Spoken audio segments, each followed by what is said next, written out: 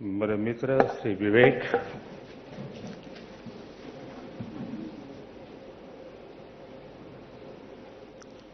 सभी वरिष्ठ महानुभाव, आज जिन लोगों को अवार्ड प्राप्त हुआ है, उन सबको मेरी तरफ से बहुत बहुत बधाई। और बहुत से लोग होंगे जो शायद अवार्ड तक नहीं पहुंचे होंगे, लेकिन बहुत करीब होंगे। मैं उनको भी बधाई देता हूं, ताकि ये सिलसिला चलता रहे। हर किसी का कलम, हर किसी की सोच, हर किसी के शब्द, उसकी मेहनत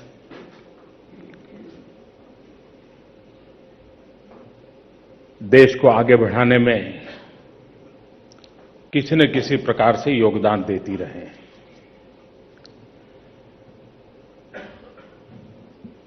बहुत लोग होते हैं जो अपने जीवन काल में अपने क्षेत्र में जगह बनाते हैं। कुछ लोग होते हैं जो अपने जीवन काल में अपने कार्यक्षेत्र से भी बाहर अपनी जगह बनाते हैं। लेकिन बहुत कम लोग होते हैं जो अपने जीवन काल के बाद भी अपने क्षेत्र में, अपने क्षेत्र की परिधि में अपना स्थान बनाते हैं, अमरत्व को प्राप्त करते हैं, और वो नाम है रामनाथ गोयनका जी का। ये मेरा सौभाग्य रहा कि मुझे रामनाथ जी के दर्शन करने का अवसर मिला था। वे गुजरात आए थे। अब वो जिस स्थान पर थे, तो स्वाभाविक है कि उनके मिलने का दायरा किसी पॉलिटिकल पार्टी के अध्यक्ष हो सकते हैं, या मुख्यमंत्री हो सकते हैं, या मीडिया को लगा हो कि भविष्य में शायद ये बनेगा, वो हो सकते हैं। मैं कुछ भी नहीं था। शायद उस शहर के किसी एडिटर से मैं टाइम मांगता, वो भी महीने भर नहीं देता। लेकिन रामनाथ जी के दर्शन का मुझे सौभाग्य मिला था। जयप्रकाश जी के आंदोलन का वो काल था, और रामनाथ जी के भीतर जो आग थी, वो आग हम अनुभव कर सकते थे। और वो इंडियन एक्सप्रेस एक अखबार और उसके लिए थी, ऐसा नहीं था।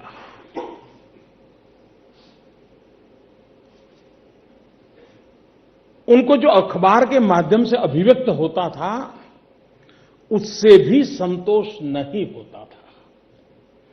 उनकी भावनाओं के लिए अखबार भी छोटा पड़ रहा था, और इसलिए वो अखबार की परिधि के बाहर भी कुछ करना चाहते थे और करते रहते थे। और जयप्रकाश जी के पीछे एक ताकत बन के खड़े रहने का काम उस समय किसी ने किया, तो गोयनका जी ने किया था।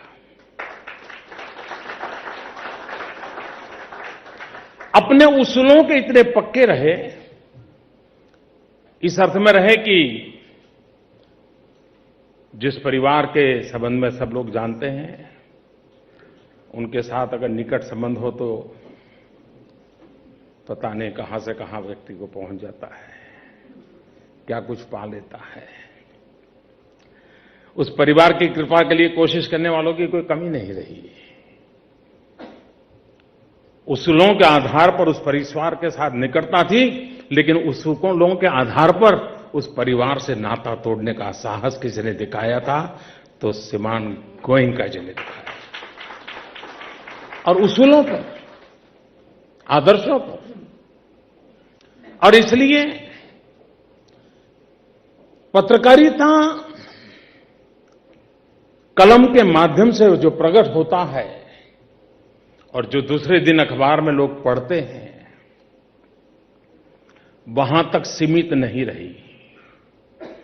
और भारत का पूरा इतिहास देखें, मुझे मालूम नहीं कि आज जर्नलिज्म के स्टूडेंट के सिलेबस में क्या क्या होता है, लेकिन अगर हम भारत की पत्रकारिता के इतिहास को देखें,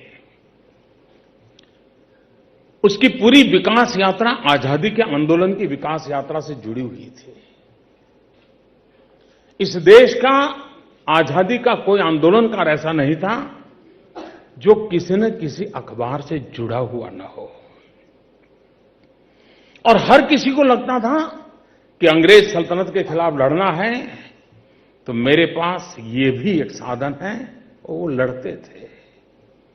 और ज्यादातर पत्रकारिता के क्षेत्र के द्वारा सेवा का भाव से देश की आजादी के आंदोलन को चलाने वाले लोगों को कई वर्षों तक जेलों में जिंदगी काटनी पड़ी थी, लेकिन उन्होंने लड़ना नहीं छोड़ा था। और हमारे देश के हर बड़े व्यक्ति का नाम, चाहे तिलक जी ले, गांधी जी ले, हर किसी का, इवन श्री अरविंदो, हर कोई अपने जीवन के कालखंड में अखबार के माध्यम से आजादी के आंदोलन में बहुत बड़ी ताकत भरते रहे थे। हिंदुस्तान की एक और विशेषता हम अनुभव करते हैं कि हमारे जो माता सरस्वती के संतान है, कविता जिनके सहज होती है, साहित्य जिनकी सर्जन में सहज होता है, मां सरस्वती उनके आशीर्वाद उन पर विराजमान रहते हैं। लेकिन एक कालखंड था कि भारत के करीब करीब सभी बड़े साहित्यकार पत्रकारिता से जुड़ना पसंद करते थे, और पत्रकारिता इसलिए नहीं जाते, वो कविता से भाव तो जगाते थे, लेकिन पत्रकारिता से वो जोम भरते थे, आंदोलन के लिए प्रेरित करते थे। कविता की ताकत से ज्यादा उनको उस समय पत्रकारिता की ताकत की अनुभूति होती थी, और इसलिए कविता का मार्ग अपने आनंद के लिए, लेकिन राष्ट्र कल्याण के लिए पत्रकारिता का मार्ग, ये साहित्यिक जीवन की पूरी पीढ़ी हमारे देश में रही। यानी एक प्रकार से भारत की ये यात्रा, और अंग्रेज सल्तनत ने भी जो संकट के लिए कुछ क्षेत्र देखे थे, उसमें एक क्षेत्र था ये लिखने पढ़ने वाले लोग, और उनको लगता था कि ये है जो उनके खिलाफ हमने कोई न कोई व्यवस्थाएं करनी चाहिए, लड़ाई लड़नी चाहिए। देश आजाद हुआ, आजादी के बाद भारत की लोकतंत्र को मजबूत बनाने में, लोकतंत्र सही दिशा में चले, उसके लिए भारत की पत्रकारिता की अहम भूमिका रही है।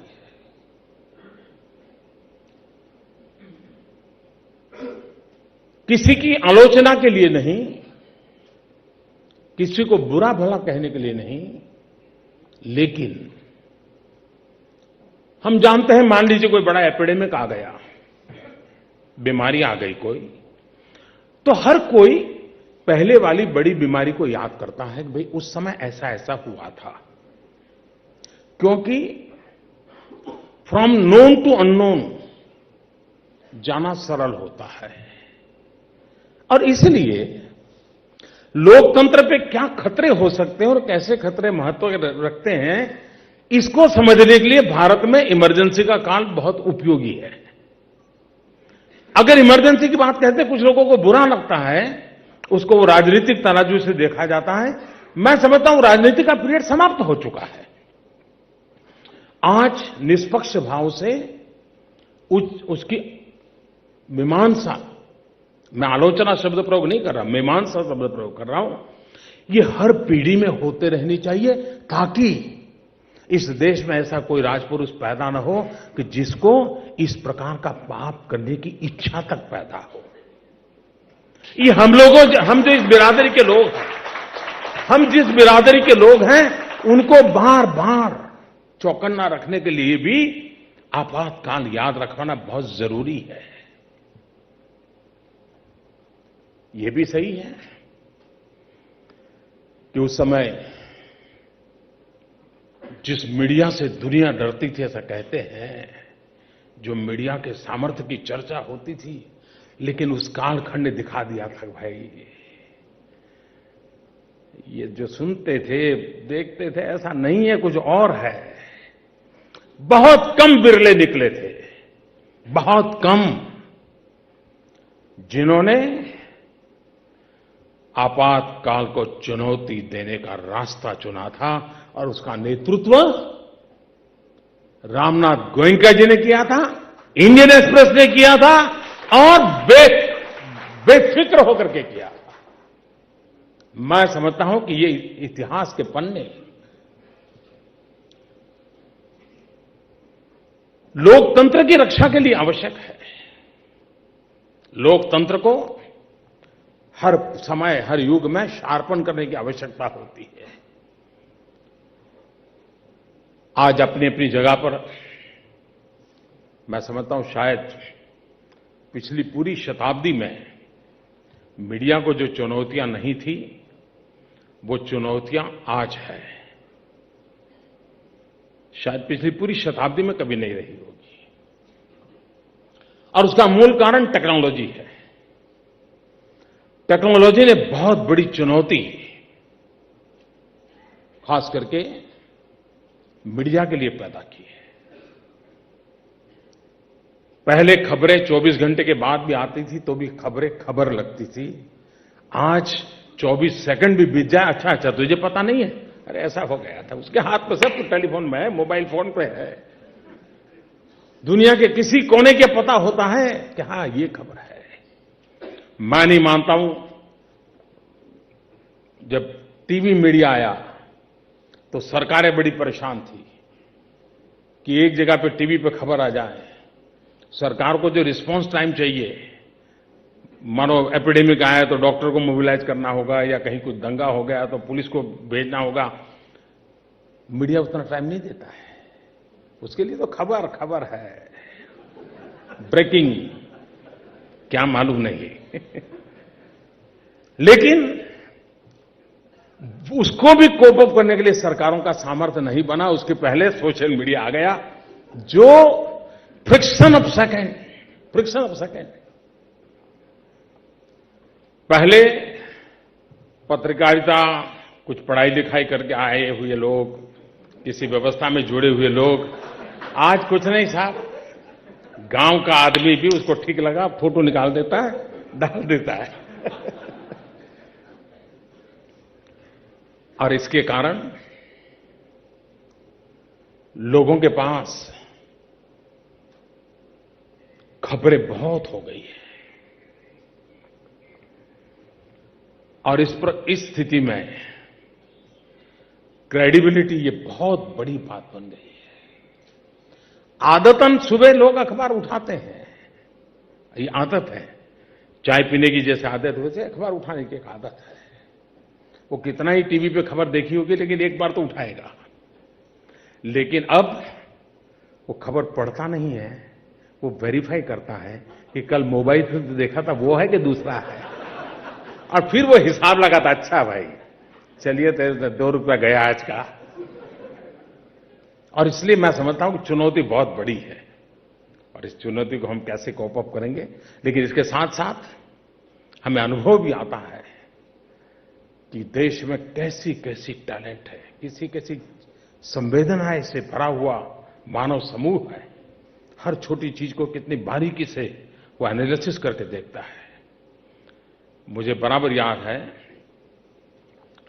मैं गुजरात में सीएम था, तो कभी कभी ये नेता लोगों की एक बात तो अखबारों में छपती रहती है, हर किसी की छपती है, साल में 1 बार, किसी की 2 बार, तो किसी की 10 बार छपती है कि ये वीआईपी कल्चर, और इतना गाड़ियां लेकर के जाते हैं और दिखना फलाना, और बड़ा इंटरेस्टिंग विषय रहता है। वो कुछ खबर नहीं होती, ये तो रेडीमेड मिल ही जाती है हम भी पढ़ते थे, मैं भी हमारे अफसरों से कहता, क्या है यार, क्या लेकर के चलते ना, ऐसा बोले ब्लू बुक में लिखा हुआ है, हम उसको कॉम्प्रोमाइज नहीं कर सकते। अब हम भी उनको समझा नहीं पा रहे थे। लेकिन एक बार मैं जब अहमदाबाद से मेरा कॉन्वॉय गुजर रहा था, शाम का समय था, किसी नौजवान ने अपने मोबाइल फोन से रिकॉर्डिंग शुरू किया और जैसे गाड़ियां जा रही थी 1, 2, 3 गिनता रहता तो गाड़ियां जा रही और उसको उसने अपलोड किया। मैं खुद सोशल मीडिया में बड़ा एक्टिव था तो मुझे 2-3 घंटे में ही मेरे पास आया वो। अखबारों में आलोचना होकर के जितना प्रभाव हुआ था उससे ज्यादा मुझ पर एक नौजवान ने जो अपलोड किया था उसका प्रभाव हुआ था। मैं अपनी बात इसलिए बताता हूं कि कितनी ताकत हो गई है इसकी। एम्पावरमेंट ऑफ पीपल अच्छी चीज है और ऐसे समय ये क्रेडिबिलिटी इसको बनाए रखना ये मैं समझता हूं समय की बड़ी मांग है। 2 चीजें ऐसी हैं, वैसे ये ऐसा वर्ग है और एक क्षेत्र ऐसा है जिसको सबको कहने का हक है, किसी को उनको कहने का कोई हक नहीं है और कह दिया तो फिर क्या होगा मैं भी जानता हूं, आप भी भली बात जानते हैं। वैसे मैं मीडिया का जीवन भर शुक्रगुजार रहूंगा वरना मुझे कौन जानता था।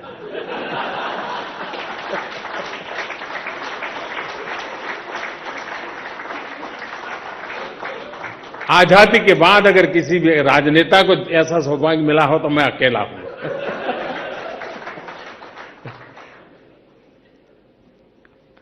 इसलिए 2 चीजें मेरे मन में हमेशा रहती हैं और मैं चाहूंगा कि कोई सोचे।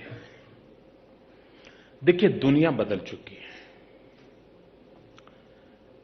सिर्फ इकोनॉमी ग्लोबलाइज हुई ऐसा नहीं है, पूरी जिंदगी ग्लोबलाइज हो चुकी है।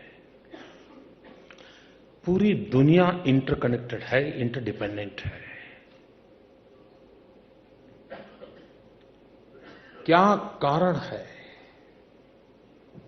कि पूरी दुनिया का जो मीडिया वर्ल्ड है उसमें भारतीय मूल का कोई स्थान नहीं है। आज भी कुछ लोग मिलते, अरे मैंने बीबीसी पे सुना था, अब अल जजीरा तक पहुंचा है मामला, CNN, बीबीसी, अल जजीरा। इस फील्ड के लोगों ने इस चुनौती को समझना चाहिए। भारत के मूल का एक विश्व स्तर का और हम दुनिया में अगर एक प्लेयर है तो हमारे हर पहलू का प्रभाव विश्व में पैदा होना चाहिए, सपना होना चाहिए। किसी को बुरा लगे या न लगे मुझे नहीं लगता, मुझे लगता है मेरे देश का प्रभाव होना ही चाहिए। हमारे अंदर बहुत ताकत है। जैसे मैं देखो अभी एनवायरनमेंट पर अवार्ड मिला तो मैंने विवेक को पूछा, मैंने कहा विवेक ये पॉल्यूशन पर रिपोर्टिंग है कि एनवायरनमेंट पे है?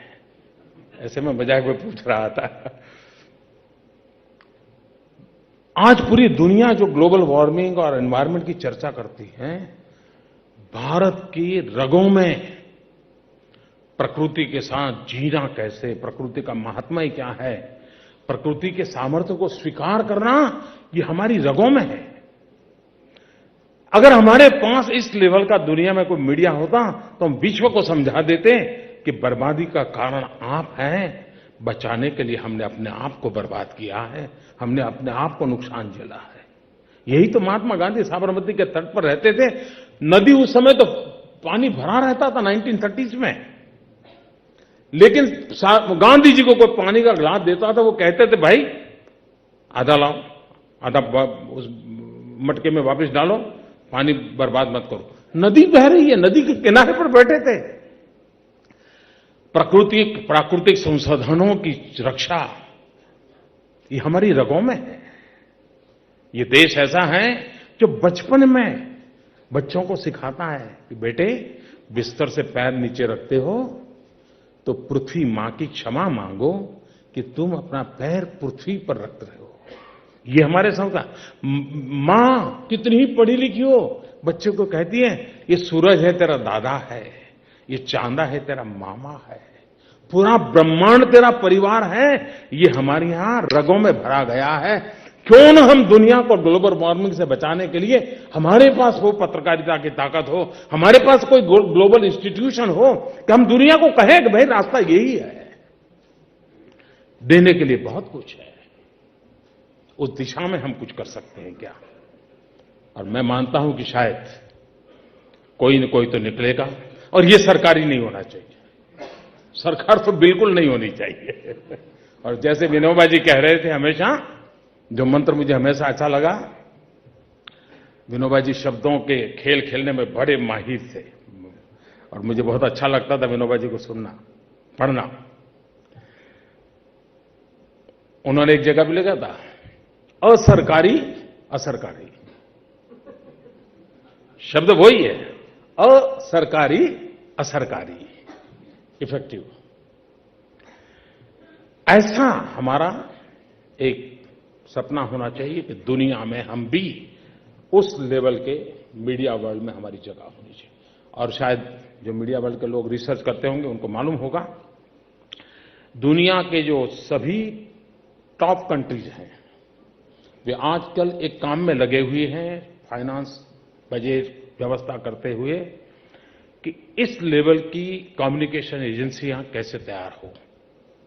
सरकारों की सरकारें लगी हुई है, क्योंकि हर एक को लगता है कि भाई ये ग्लोबलाइज इकोनॉमी सिर्फ नहीं है, ये सारी दुनिया इस प्रकार से शेप ले रही है, उसमें हमारा टिकना बहुत जरूरी है। एक अवसर भी है, चुनौती भी है, उस पर हमने सोचना चाहिए। दूसरा, सरकारों की आलोचना जितनी हो उतनी ज्यादा अच्छी है, तो उसमें मुझे कोई प्रॉब्लम नहीं है, तो कोई रिपोर्टिंग में गलती मत करना। लेकिन भारत विविधताओं से भरा हुआ देश है, विशेषताओं से भरा हुआ देश है। देश की एकता आपके लिए खबर है, और छपने के तुरंत बाद आप दूसरी खबर की खोज में लगे हो, लेकिन कभी कभी वो ऐसे गहरे घाव कर देती है। इसका मतलब ये नहीं है कि ये पाप और लोग नहीं करते, हो सकता है आप लोगों से ज्यादा हम करते हैं, हमारी बिरादरी वाले, लेकिन ये चिंता का विषय है कि हम देश की एकता को बढ़ाने वाली चीजों पर बल कैसे दें। मैं उदाहरण देता हूं, और मैं गलत हूं तो मुझे यहां काफी लोग ऐसे बैठे हैं कि अभी तो नहीं कहेंगे, महीने की बात करेंगे। पहले कोई एक्सीडेंट होता था तो खबर आती थी कि फलाने गांव में एक्सीडेंट हुआ, एक ट्रक एक और साइकिल वाला इंजर हो गया, एक्सपायर हो गया। धीरे धीरे बदलाव आया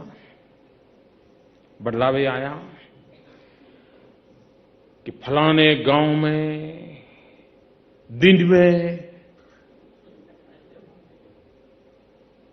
रैश ड्राइविंग के द्वारा शराब पिया हुआ ड्राइवर निर्दोष आदमी को कुचल दिया। धीरे धीरे रिपोर्टिंग बदला, बीएमडब्ल्यू कार ने एक दलित को कुचल दिया। सर मुझे क्षमा करना, वो बीएमडब्ल्यू वाले कार को मालूम नहीं था कि वो दलित है जी, लेकिन हम आग लगा देते हैं जी।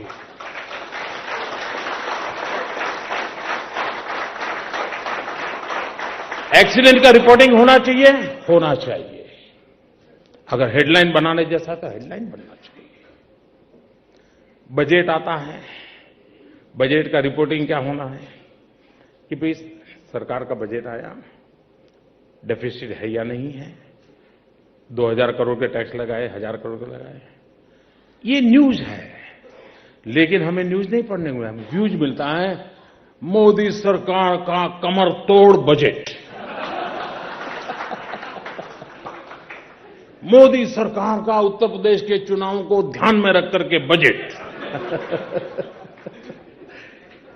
खैर ये बातें तो आप भी समझते हैं, मैं भी समझता हूं, लेकिन ये कोई आलोचना के लिए नहीं है। हमारे लिए बहुत आवश्यक है कि इतने बड़े देश को सरकारों से नहीं चलता है जी। जितनी संस्थाएं देश को एकजुट रख सकती हैं, जितनी संस्थाएं देश को आगे बढ़ा सकती हैं, हम सब मिलकर करेंगे। कोई कारण नहीं है हमारा देश पीछे रह सकता है, कोई कारण नहीं है। दुनिया को हम कुछ दे नहीं सकते हैं। और ऐसे नौजवान जिन्होंने पत्रकारिता को अपना धर्म मान करके उत्तम से उत्तम प्रकार से अपने जीवन की शुरुआत की है, उनको मेरी बहुत बहुत शुभकामनाएं हैं। और उनसे प्रेरणा पा करके नई पीढ़ी भी तैयार होगी, उनको भी मेरी शुभकामनाएं हैं। भाई विवेक ने मुझे बुलाया, परिवारजनों के साथ मेरा नाता बहुत पुराना है, लेकिन आज मुझे इस अवसर पे आने का सौभाग्य मिला। मैं परिवार का बहुत बहुत आभारी हूं। धन्यवाद।